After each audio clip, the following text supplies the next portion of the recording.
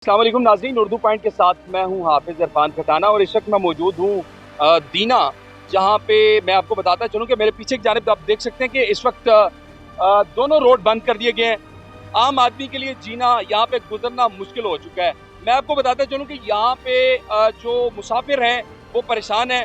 यहाँ पे पुलिस हजरात का ये कहना है कि ये रोड जो है 2 दिन के लिए बंद रहेगा और इस वक्त लोग परेशान हैं। इस सिलसिले में हम लोगों से बात करेंगे, उनसे जानेंगे कि वो क्या कहते हैं।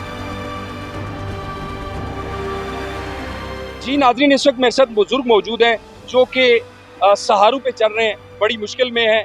आप देख सकते हैं कि हम ये हुकूमत पाकिस्तान से और अपोजिशन से सवाल करते हैं कि इनका क्या कसूर है। क्या कहेंगे आप? यार ये आपस में जो जी चाहे करें, लेकिन लोगों के लिए रास्ता नहीं कर रहे ना। ये दुनिया लुढ़क रही है, रोडें बंद करती। हमारा क्या कसूर है इसमें?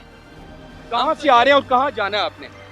मैं इस्लामाबाद से आया हूँ, इधर मेरा बेटा है, उधर जाना है आगे दीने की तरफ। दीने की तरफ।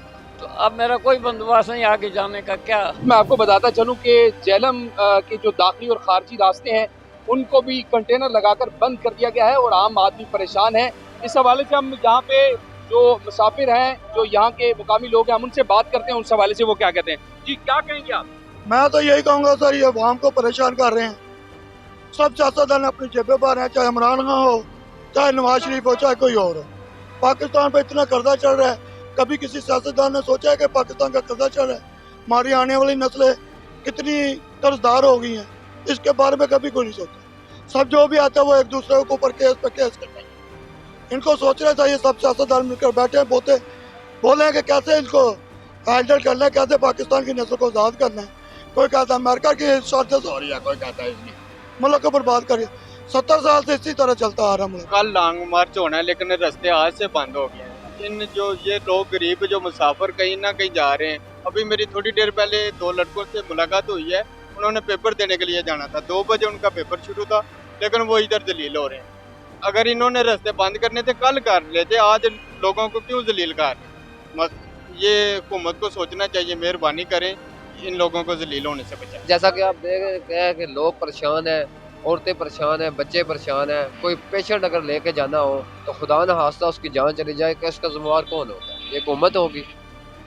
इसका ज़िम्मेवार कौन होगा? ये लोग खुद अपने घरों में बैठे हुए हैं और लोगों को जलील कर रहे हैं। बराए मेहरबानी हुकूमत को चाहिए कि रोड खोले जाए। सर बहुत परेशानी है, इतने जलील हो गए हैं। सुबह भी गए हैं, रास्ते सारे बंद हैं।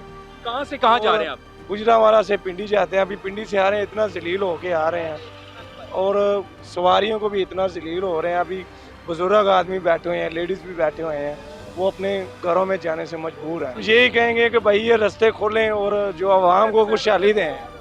एक रास्ता खुल जाए ताकि आवाम जो है ना अपने घर जा सके। जैसा कि आपने सुना है, यहाँ पे जो मुसाफिर हैं, जो ड्राइवर हजरात हैं, उनका ये कहना है कि कम से कम एक रास्ता तो खोला जाए ताकि लोग जो है वो गुजर सकें। लेकिन इस वक्त जो ताज़ा तरीन सूरत हाल है, मैं आपको बताता चलूँ कि दाखिली और खारजी रास्ते बंद कर दिए गए हैं, जिसकी वजह से मुसाफिरों में इस वक्त बीमार बुजुर्ग शहरी मौजूद हैं। किसी ने किसी एमरजेंसी काम के लिए कहीं पर जाना है, लेकिन इस वक्त जो है ट्रैफिक की जो बंदिश है उसकी वजह से वो परेशान हाल है।